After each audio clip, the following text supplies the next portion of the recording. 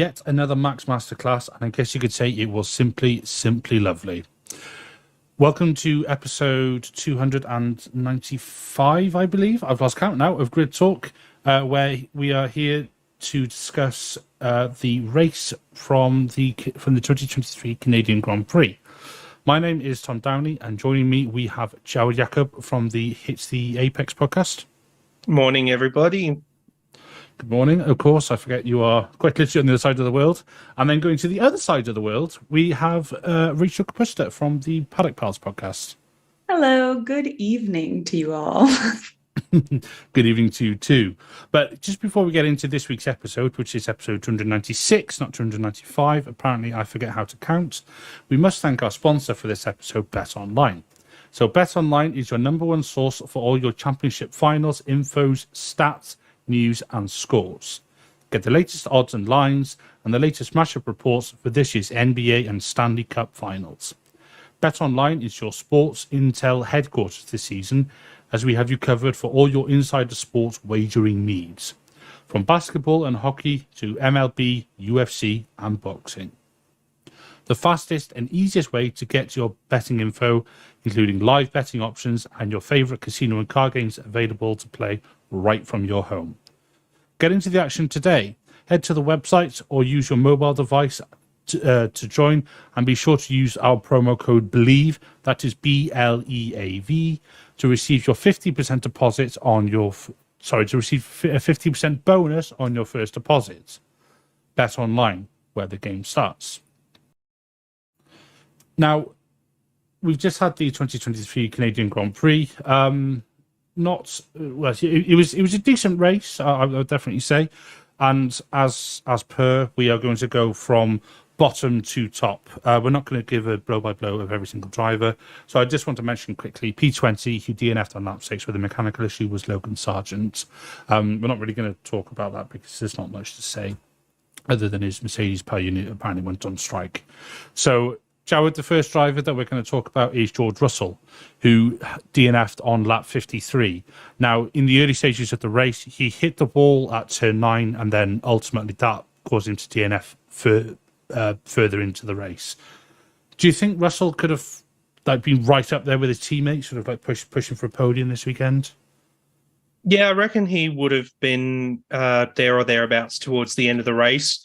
We'll never know, of course, but the way he was able to recover after the crash, I thought he might have been done for after it. And I'm surprised that there wasn't any more sort of suspension damage on that Mercedes, but they brought it into the pits, had a quick look, put some hard tires on it and sent him back out. And he was able to come back from being last to, I think he was P8 or P7 at one point, behind that epic DRS train of Albon and Ocon. And until they decided to retire the car, I thought, wow, this is an epic recovery. He's been able to side through the field better than Sergio Perez has been able to in the last couple of races, which we'll probably get to a bit later.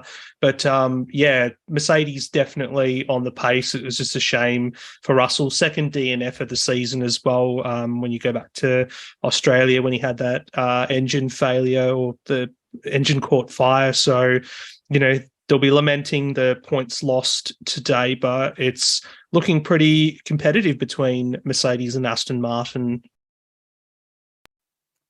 Yeah, absolutely. And, I think it's fair to say that that Mercedes is certainly bringing the fight to Aston Martin and vice versa. But a team that has perhaps not quite brought the fight this weekend, aside from trying to punt off a Haas into turn 3, Rach, is the AlphaTauri drivers. So Nick de Vries finished P18 and Yuki ended at P14. Obviously, Yuki had the penalty from qualifying as well. Yuki kind of ruined his own race, you could say, because he had to box on that one with front wing damage. And then, as I just mentioned, Nick de Vries had a slight moment with K-Mag into turn, I think it was into turn 3. Do you think they could have got anything more out of this race, or do you think they were sort of doomed from the start? I think potentially Yuki could have gotten a little bit more out of this race if he didn't have that incident right at the beginning that they really didn't speak of that much on the broadcast. I was really confused. All of a sudden, he was way behind the pack and he pitted on lap 1, like you said. So that was kind of shocking. Maybe we could have seen a little bit more potentially points, I don't know, from him this week. I know he had a rough week last week, so looking for better this week. But of course, he had those grid penalties. Not so great. Nick DeVries, I don't know exactly where I kind of thought he would end up. He's getting the car under him, trying his best, but every week it's just kind of a letdown from him. Yeah, I mean, DeVries, I think I said this when I was a panelist a few weeks ago. He didn't help himself when he said, "Oh, don't judge me as a rookie." So, okay, you're not being judged as a rookie, and yeah, you're not helping yourself, mate. But Jawad, oh god, this pains me because everybody knows I'm a Red Bull fan, but I'm also a Lando fan, and therefore I'm a McLaren fan. They're most people's sort of second favorite team. Lando, P9 on the road, but P13 after a 5-second penalty for unsportsmanlike behaviour, which I've certainly never heard of in F1. not that actual thing. It was unsportsmanlike behaviour. I'm a Max fan, I see it every day. But Piastri, who's on the road, he finished P12 and then got promoted to P11. Missed opportunity, do you think, for them? Given I think they lost at the third row. Yeah, I think so. I mean, I would have hoped that they at least came home with some points at the end of the day. I feel like, again, they were let down with their execution. So, they may not have had race pace of the top 8, but it was just, I was, kind of going into those pit stops and with fingers crossed, please, at least make some gains. But they didn't, unfortunately. You touched on it before with Lando being done with unsportsmanlike behaviour penalty. I mean, just say that it was a safety car infringement. Unsportsmanlike behaviour usually is reserved for what happened in Brazil a few years ago after the race between Verstappen and Ocon. But a bit of a letdown. They thought they could get away with doing the double stack, and then also Lando was investigated for an unsafe release as well. He was, seemingly released into the path of Albon after that stop, but it seems like the stewards were being quite lenient with unsafe releases because Alonso and Hamilton were also investigated with Hamilton coming out. But I think for the pace that they showed, it's a bit of a letdown that they didn't get points. But, the narrative at the moment with McLaren is that they've got an array of updates coming over the next few races as we go back into Europe. Austria will be a big upgrade for them. So, and, we've got the extra race on the Saturday with the sprint too. So there's going to be plenty of points on offer. They've just got to be able to execute and make sure both their cars finish in the top 10. And for Oscar as well, I think he did a pretty decent job considering how the race panned out. So again, it'll just be about getting more results on the board for them. And, there's going to be nowhere to hide after, all these upgrades come and they get to the end of the season. They've, as I said last time, there'll be nowhere to hide if they can't perform with all these changes and updates that they've had. Absolutely. And these upgrades, they, it's sort of make or break for them by this point, because we've already had one round of upgrades in Baku, I believe it was. But rates just looking a bit up and down the grid, so it was effectively an Alfa Romeo McLaren sandwich. We had Bottas, who finished P11 but got promoted to P10, and then Joe finished P16. I'm trying not to sound like a panelist, but I honestly thought Bottas had quite a good race today. Especially given he started pretty far down the grids. He was looking pretty racy. He was actually putting in some moves as opposed to looking like he just checked out. Do you think it was one of their better races this season, or? Oh, for sure for Bottas. That it was definitely one of the best races for him this year.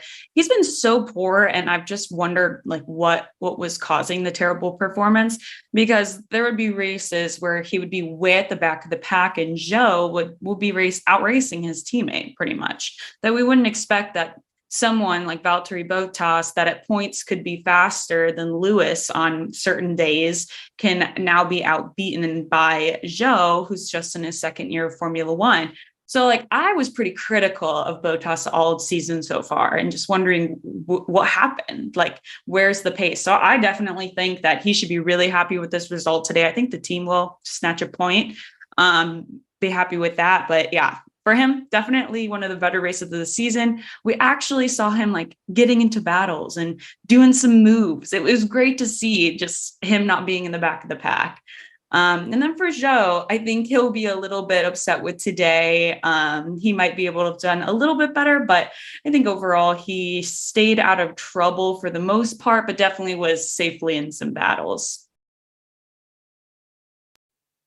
Yeah, it was it was definitely one of Bottas's better races. You bang on, and I've been quite critical of him as well, and I think you could say somewhat rightly so. But yeah, sorry, that sounds harsh on Bottas. Just going, but yeah, but we must move on. And Jawad, I do apologise. Lance Stroll, P9, he exists. Those are my race notes.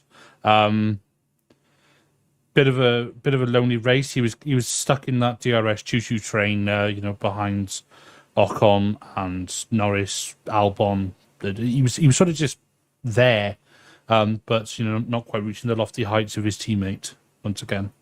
No, but perhaps for once, I can actually say some kind things about Lance Stroll.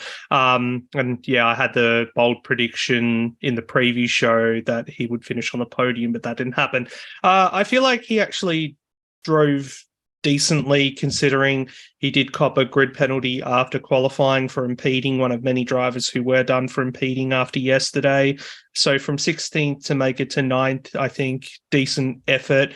Yes, the pace of that car is a lot more, considering, Alonso thought he could potentially fight for the win today. But for Stroll standard, I feel like it's a good race. He nailed his two-stop strategy as well, and just kept it out of trouble. And yeah, to at least come home for some points at his home race, I think, there's nothing, better, I guess, he could have done, or worse, if that makes sense. Worse, of course, he wouldn't have finished the race, but to come home and score some points, I think, that's the nicest thing we could say about Lance Stroll's race today. Yeah, I mean, at least he brought some points. At his home race, nonetheless. He was there, and yeah, cool, well done. But when your teammate's on the podium nursing a brake issue and thinking about a race win, which I think was perhaps a bit ambitious, but fending off a 7-time champion for P2. I think some questions will be asked. But his dad's in charge, so probably not. Rach, P8, we had Esteban Ocon. Quite an interesting race for the Alpine, especially if anybody listening or watching to this saw the footage of Ocon's car and then also heard Norris's team radio, where the rear wing looks a tad loose. Maybe they need to borrow some Alpha Tauri duct tape. He had some good battles with Norris as well. Obviously went down to the wire, and he held out for I was going to say for the win, not quite. It's not Hungary 2021. He held out to take P8 and win that battle. There we are. That's what I was going for. What do you think? Yeah. Do you think he could have got more? Yeah, I'm not so sure. Maybe if he would have gotten out of the DRS chain, we would have seen more from him. I almost feel like that rear wing was intentionally like that, because at the beginning of the race, when they were doing their practice starts, it was already wiggling. So I feel like maybe it's intentionally loose. I don't know what that does to aerodynamics. Not that kind of gal, but I definitely thought it was interesting that they didn't maybe call him in and have them fix that, if they even could fix that at that point. But yeah, maybe if you could have gotten out of the DRS train. I feel like Esteban's kind of had a fire under him the past couple of races. He's been doing really well for the team. Definitely stepping out as the leader there over Pierre. So no, I think Esteban had a solid race. If he could have made it around Albon and stayed up front and pulled away, maybe we would have seen something more, but I was really happy with him today, and it was good to see. Yeah, and that's a good point actually about his rear wing. You know, if it would have been an issue, you know, you would have thought that A, somebody would have picked it up sooner, and B, it would have been noted by the FAA, or it wouldn't have got to that point. But Jawad, the F1 driver of the day, and also the F1 Chronicle driver of the day, the absolute goat himself, not that Williams driver, but the good one, Alex Albon, P7. After also a storm in quali yesterday, to be fair, you know, in that Williams. It looks like he's really sort of settling into that team nicely. Upgrades are beginning to work. The team's working. Pretty good drive, you've got to say. Yeah, you know, and deservedly so, driver of the day for both F1 and also F1 Chronicle. Considering all the sort of, I don't know, I wouldn't call it negative press about Williams lately, but, you know, a lot of attention has been brought to when we saw their flaw in Monaco. How basic it looks compared to, you know, the Red Bull and, you know, Mercedes, for example. James Vowles, the new team principal, has come out and also said that, yeah, some of their facilities, you know, that they make their parts with and development and stuff like that are more than 20 years old at their Grove base as well. Is like, wow, that this is a team that really needs to, you know, come into the modern era. They're so out of date. So, you know, that explains, you know, the trials and tribulations of Williams over the past few years. And when you got a driver like Albon, of course, you know, we saw Russell when he was with the team, he was able to pull off monumental feats like that. But, you know, Albon stepped in after being discarded by Red Bull, and, you know, he's doing as good as Russell, if not in worse machinery. And, you know, for him to hold on deep in the points for most of the race, he went 58 laps on those hard tires as well. And then, yeah, at one point Russell was behind Albon too. And although he was in a wounded Mercedes, Albon still made his car as wide as possible and defended like a lion, you could say, to keep P7 in the end. And, you know, such a good boost of points for the Williams team as well. You know, they've really made AlphaTauri look even worse than they already were this season. And yeah, they're only a point off Haas as well. So, and 2 points off Alfa Romeo. So that's becoming quite an interesting battle with those 4 teams at the bottom of the standings at the moment. But yeah, not enough praise, I think, for Albon. He's just doing such a great job. Yeah, he's doing an absolutely sterling job in that car. And whilst yes, perhaps you could say, you know, the car performance well at circuits like Australia and and Melbourne. You know, you're going to take what you can get, aren't you? Because especially in such a tightly contested midfield. But yeah, you know, I think you made a very good point there, where you said he deserves more praise than he's had so far. So I'm in agreement. And Albon's grown on me, because I didn't like him when he was the second Red Bull driver, but he's really grown on me, especially as a Williams driver. But speaking of second Red Bull drivers who seem to like to screw up any opportunity they're ever given, how I wish Tom Horrocks was on this show. Sergio Perez, P6, after a slightly iffy qualifying. He didn't get the most amount of luck with the early safety car because he started on hards. So his chassis was a bit backwards. So you've got to factor that in. But still, he is in a Red Bull, which is by a country mile the quickest car on the grids. You've got to say he should have done better than P6. Oh, I completely agree with that. I mean, if you were to put Max in his position and where he started and stuff, Max would have still won the race. And I mean, maybe that's bold to say, but that car is just so good. And we've seen Max tear through the field. So I don't really know what's going on with Sergio. Of course, like you mentioned, his qualification just kind of wasn't lucky with what tire they had him on and the strategy. And he got kicked out that way, but 100% someone in that Red Bull should be able to finish on the podium pretty much every single race with the pace it has. They did hit him at the end and he got the fastest lap point. It's like big whoop-de-doo at that point after the race that he had. It just, I don't know what is going on there. And I do somewhat worry for his future there because I know Red Bull can be so cutthroat. He was always so consistent at being like always going to be snatching those podiums along with Max and really propelling the team to a slam dunk constructors championship. And I still think they probably will win the constructors championship this year, but yeah, I'm probably not as harsh as Tom Horrocks, because didn't he say you wouldn't win a race for the rest of the year or something like that? Yeah, that was pretty bold of him. But I think maybe he'll have a comeback, but especially after today, I maybe can glean a little bit more where he was coming from when he said that. Yes, and just for the benefits of all our listeners, viewers, followers, Tom did say that if Perez wins another race this season, he'll present an episode wearing nothing but his umbrella and his underwear.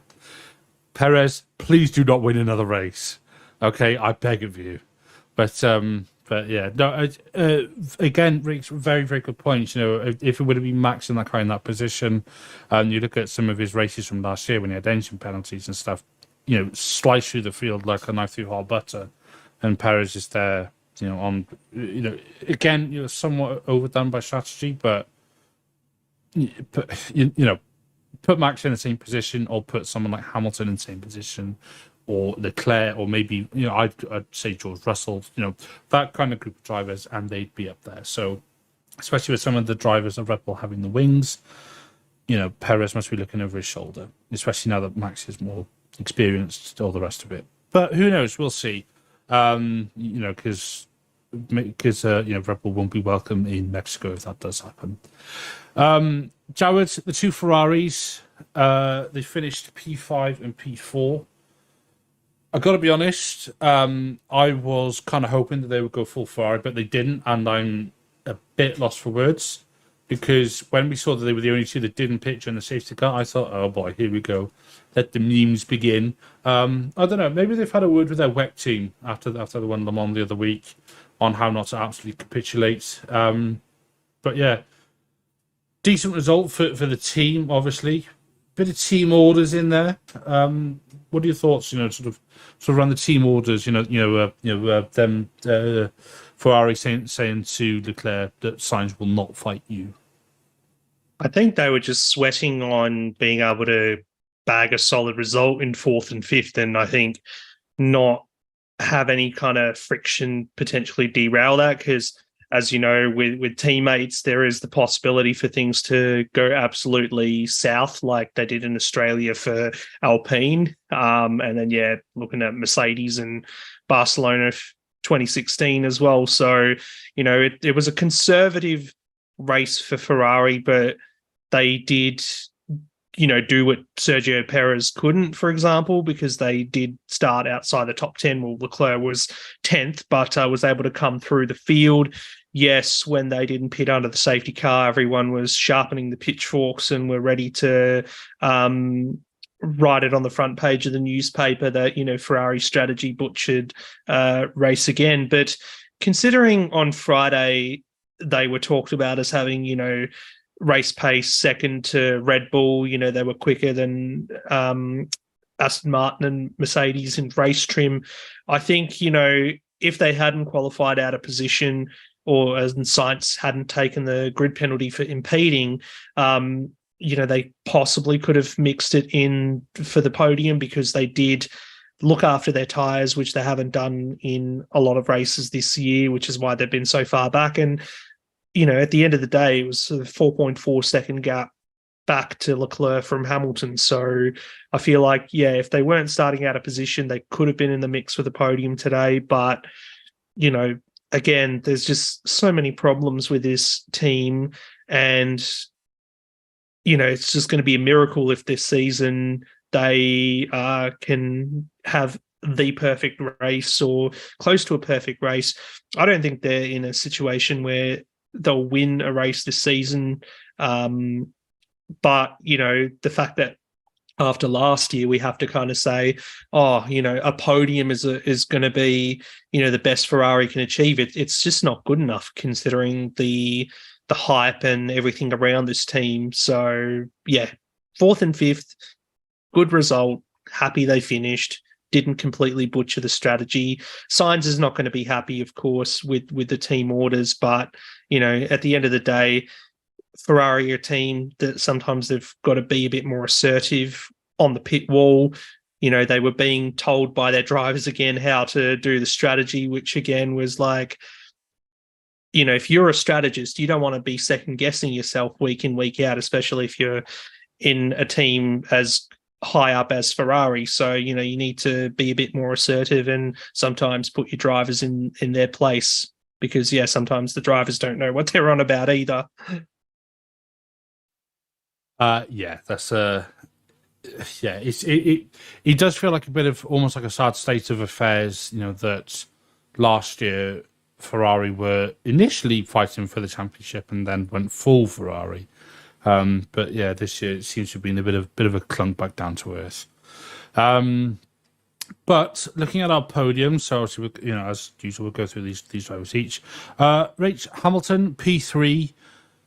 Ultimately, do you think maybe he'll sort of rue his chance at losing P2 because he made an absolutely electric start? You know, he made short work of Alonso going through turn 1 and, you know, round turn 2. I think it's safe to say a win probably wasn't on the card to anybody aside from Max, you know, barring a mechanical DNF or perhaps some alien intervention. But obviously, you know, started P3, finished P3.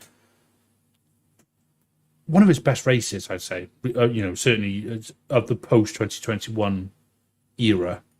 Oh, for sure. It was very exciting to watch, especially him right at the beginning. For sure, the first thing you noticed was how good of a start Max got. And then all of a sudden you're like, oh my gosh, and there's Lewis too. So it was a very exciting start of the race for him.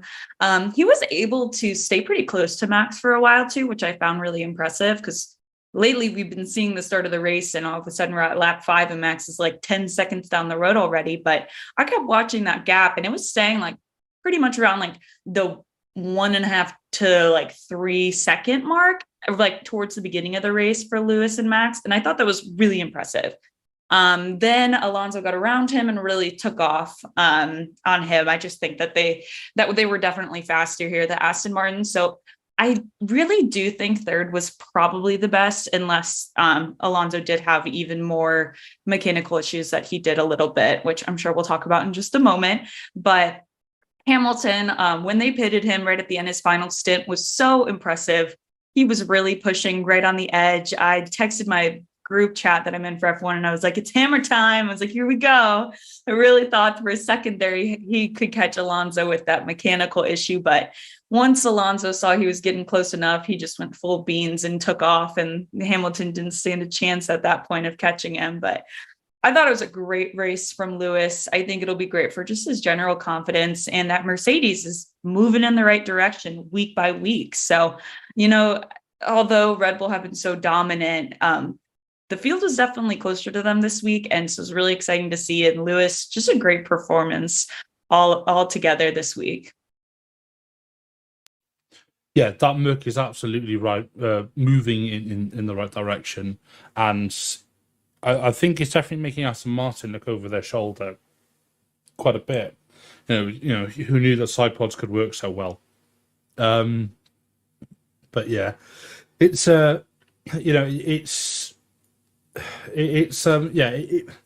Mercedes. It sort of been an interesting one, this year, and you know, I feel like Hamilton's almost sort of getting second wind, and I think maybe after not having a win last year, and then it seems like finally the team have listened to him about the car, because obviously he and George Alonso should drive it. He looks like he's enjoying the sport, which is good, because I think I feared that maybe he lost a love for it a bit, especially after that title fight from a couple of years ago that I'm not going to mention. But Jawad, speaking of battles that don't like to be mentioned, Alonso P2 just ahead of his old nemesis Hamilton. As we just said, he didn't get the best of starts. He got rather mugged in, through turn 1 into turn 2. Pulled it back. There was obviously the unsafe release between the two of them, and I'm going to go into that a bit later on as well. Ultimately, P2 seems to be his spot this year when Perez is playing silly buggers. Yeah, and when you look at the gap in the championship as well, I think it's like 9 points between he and Perez as well. So given the kind of trajectory Perez is on at the moment with his results, it wouldn't be a surprise if we see Alonso up into second in the championship, which is not something we would have said at all at the start of the year. But I thought it was an interesting race for Alonso, given his demeanor and his body language and everything, and just some of the commentary he made, because at the start of the year it almost seemed like, oh wow, we're finishing on the podium, this is amazing, just happy to be here. Whereas this race, he made a lot about how he felt like he could have won it, and perhaps he's gone back to the Alonso of old who, yes, I finished, second, third, umpteen times. I want to win, kind of thing. So is that going to be the mentality that kind of pushes him and Aston Martin towards, that elusive win? Or, is he just going to end up frustrated by the end of the season and, burn bridges, do what Fernando Alonso does typically? So, yes, he was right in what he said after qualifying that, I just want to finish. I don't want to finish 20 seconds behind. I'd rather it be 2 seconds. No, it wasn't 2 seconds. And yes, the safety car did sort of take away that extra 5-second gap that Verstappen would have had over second place at the end. But it looked mostly positive. And then, yes, like we were saying, he had to nurse a brake issue as well later on in the race, and still was able to keep enough of a gap over Hamilton. And then he basically, said, right, personal best sectors, second place is mine. But yeah, just hearing him after the race say that, yeah, I think we were hoping to challenge Red Bull. It was a very demanding race. I did qualifying laps pretty much every lap today as well. It's kind of good to see that, that hunger there from Alonso, but at the same time, immediately Mercedes is who they've got to be worried about, and at least they had them covered on this occasion. Yeah, and it's a good point, that Alonso will only settle for P2 so many times, and I do wonder when the fireworks are going to happen inside that Aston Martin team. Especially with Honda on the horizon, it's only a matter of time. But Rachel, as we sort of mentioned, Max once again P1 got the start sorted, got the safety car restart sorted, got the strategy sorted. So much so that he fell asleep and tried to mimic George Russell at turn 9 and went over the curbs. There's not really much you can say about this other than congrats on the 2023 World Drivers' Championship.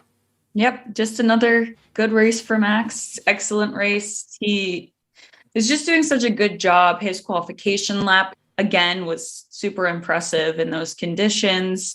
He was really riding the curbs and put in a great lap to get pole.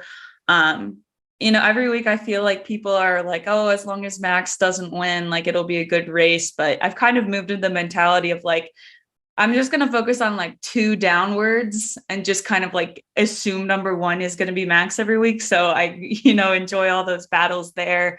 It's quite the year. They mentioned the statistic about him like leading every lap since like Miami laps 40 something. And he's just, I don't know how many laps that was, like 200 something that they mentioned on the broadcast. And I thought that was such an interesting statistic, but he really seems unstoppable at this point, and I don't see that wavering in the next couple races, but we'll see who can challenge Max this year. But again, solid race, nailed everything. Strategy was great. Yes, he definitely did almost fall asleep, and he laughed about it on the radio. Not, oh no, almost did this, and focus. Oh no, I almost did this. Ha ha. It was like, okay, Max just checked out and is just enjoying himself out there. Yeah, he was certainly just sort of pounding around, just putting the laps in, taking it easy. You know, it did make me laugh when he complained a few times about the tires, and JP said, "Okay, Max, we get the message." That was so sarcastic. I was like, do you know what? Yeah, that's probably the best way to deal with that. So that was our rundown of where the finishers are and the non-finishers. There are 2 points I just want to get both of your opinion on, because as you probably figured out, whenever I host, I like to do a bit of an opinion piece. So the first one I want to just get both of your opinions on is the unsafe release incidents in the pit lanes. In the pit lanes, in the pit lane. So first of all, Jared's obviously neither Hamilton nor Norris got a penalty for unsafe release. What are your thoughts on that? I mean, at least the stewards were consistent with their decision making on that, even if it might not necessarily be correct, as you might say.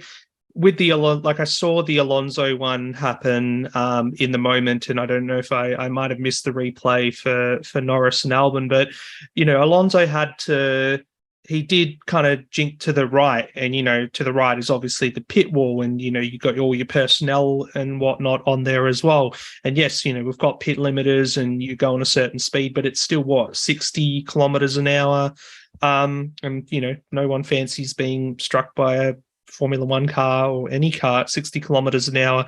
So the fact that we've got those rules in place for pit lane safety and everything, I feel like there should have been some kind of sanction handed down. Sometimes we're like, unsafe release penalties are so harsh. It should be the team who cops a penalty, not the driver or whatever. But on this occasion, the fact that there was no penalty, but then no reprimand or any of that sort of thing, I was like, yeah, it's that's a bit inconsistent. And over the weekend,